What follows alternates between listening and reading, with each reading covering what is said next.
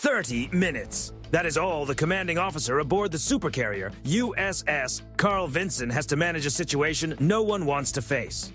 A Russian reconnaissance aircraft is tracking the strike group, but then a far more serious signal appears on the screen. One misstep could turn a tense encounter into a global crisis. So how did the Pentagon react to this sudden escalation? October 25th, 2025. The story does not begin on the bridge of a $13 billion carrier. It begins at 9:30 in the morning, inside a cramped aircraft flying dozens of miles away at 25,000 feet above the Arabian Sea. In the cockpit of an E-2D Hawkeye, the air feels tight. Every operator is locked onto the screens. Green radar marks show known civilian traffic across the area of responsibility. The crew's task is simple in theory, but critical in practice. Watch, identify, and report anything that does not belong. Then something unusual appears. At the edge of the radar display, a bright, unidentified track cuts into view. It does not behave like the other contacts. The identification friend or foe system automatically sends a challenge signal. No reply. There are no Mode S transponder codes. No civilian ADS-B signal. Nothing that would identify it as ordinary air traffic. The object is moving low, only about 500 feet above the sea, an altitude that would be unusual for a commercial aircraft, but ideal for staying beneath the radar horizon. Its speed holds steady at 250 knots, but the most concerning detail is its course. The track is almost perfectly straight, heading southwest, directly toward Carrier Strike Group 1. Estimated time to reach the USS Carl Vinson, less than 12 minutes. Distance, about 50 nautical miles and closing. On the tactical screen, a warning appears. Unknown contact, classification pending. In that moment, the mood changes. Routine monitoring becomes a full alert. Defense procedures begin immediately. The Hawkeye crew packages the data and sends it through Link 16, the secure digital network connecting U.S. Navy assets across the region. Within seconds, the same unidentified contact appears inside the Combat Information Center aboard the USS Carl Vinson. The CIC is the nerve center of the entire floating city. Dozens of sailors sit before glowing displays in a cold, focused room filled with the hum of equipment and short, precise commands. Every screen matters. Every second counts. Through cooperative engagement capability, data from the Arleigh Burke-class escort destroyers and the cruiser USS Princeton is fused into one shared picture. The strike group is no longer relying on a single radar or a single ship. It is seeing through many sensors at once, operating like one connected mind. The Aegis Baseline 10 combat system analyzes the radar return, speed, altitude, and flight profile.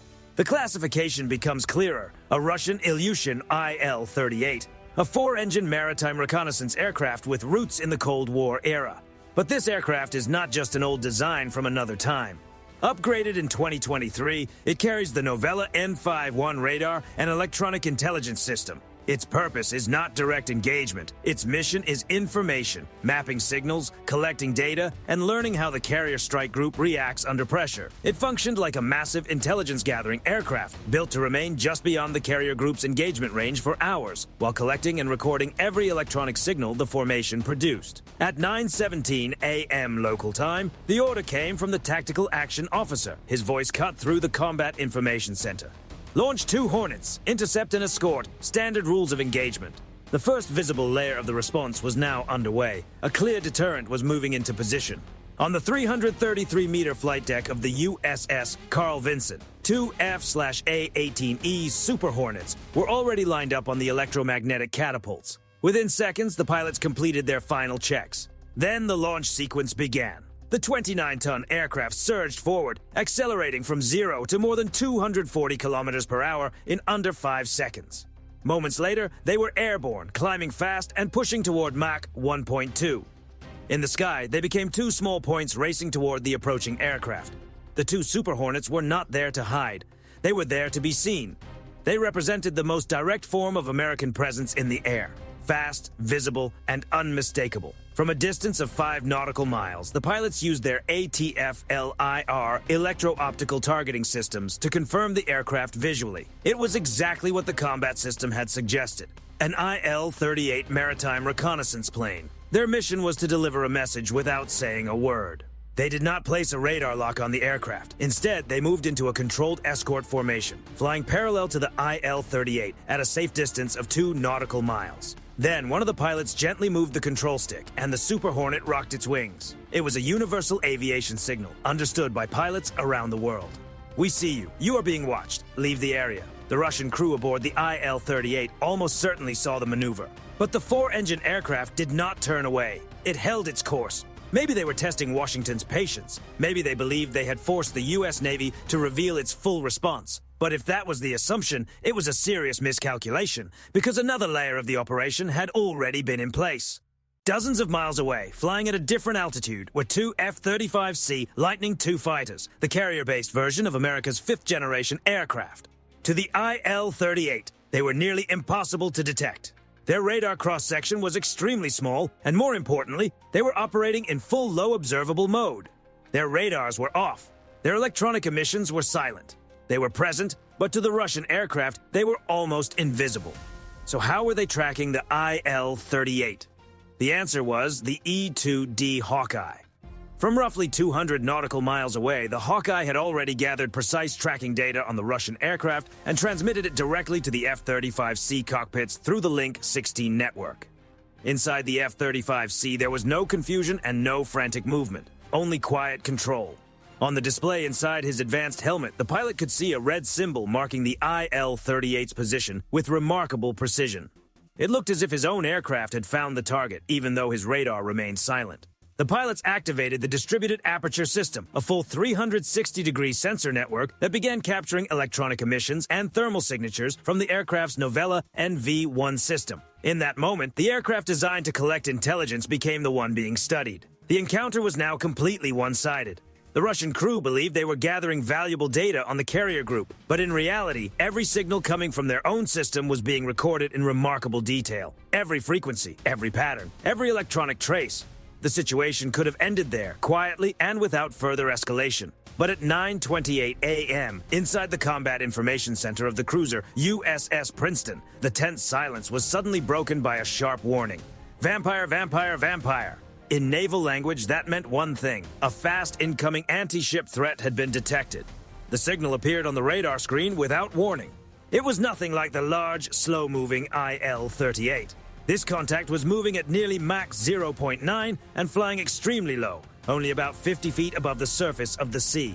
That altitude was not accidental. It was the classic profile of a sea-skimming threat, designed to stay hidden for as long as possible. No one had time to debate exactly what it was. It could have been a KH-35U cruise missile from a concealed platform. It could have been a Zala Lancet-type unmanned system released from a disguised surface vessel. At that moment, the exact model did not matter. It was moving toward the strike group, and it would reach the danger zone in less than 2 minutes. The situation became far more complex in an instant. The Il-38 reconnaissance aircraft, which had been the center of attention only moments earlier, was now positioned between the U.S. formation and the incoming threat. Any defensive action had to be calculated with extreme precision. A mistake could put the Russian aircraft at risk, creating exactly the kind of incident no commander wanted. It may have been a deliberate setup designed to force hesitation at the worst possible second. But there was no time for hesitation. The Aegis Baseline 10 combat system went to work immediately. Supported by advanced automation, it did more than simply follow the target on radar. It evaluated the object's speed, course, altitude, radar return, and projected path in milliseconds. Millions of variables were processed almost instantly. The system identified the incoming contact as the top priority, a threat that had to be stopped before it reached the carrier group. The tactical action officer made the decision almost at once. His command echoed through the Combat Information Center. Aegis engage. Target designation Sierra 2. Intercept vector 2020. Launch 1. The response sequence entered its final stage. Within 2 seconds, the AN/SPY-6 radar aboard the Princeton locked onto the incoming contact. Its beam was powerful enough to track more than 100 targets at the same time, but now its focus was clear. 5 seconds later, the tracking data was shared across the formation through Link 16, giving every ship in the strike group the same real-time picture Princeton was seeing. 8 seconds later, a hatch opened on the Mark 41 vertical launch system built into the cruiser's deck. By the 9th second, an SM-2 Block 4 interceptor rose from the launcher. A bright column of smoke and heat burst upward as the multi-million-dollar defensive round climbed into the sky, racing to meet the incoming threat before it could close the distance. Its solid-fuel rocket motor ignited with full force, driving the SM-2 to nearly Mach 3.5. But this interceptor was not simply following a fixed path through the sky. It was constantly adjusting, constantly correcting, constantly closing in. Throughout its flight, The missile received mid-course guidance from the SPY-6 radar, making precise changes with its control fins as it moved toward the incoming threat. Then, as it approached the target area, its semi-active radar seeker came online.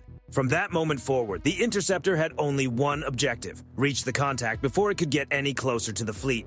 At a distance of about 20 nautical miles from the strike group, the sky above the sea suddenly lit up. A massive flash appeared near the horizon as the interceptor reached its target. The proximity fuse triggered at exactly the right moment, releasing its defensive payload and breaking apart the incoming object before it could continue on its path. It was a clean interception.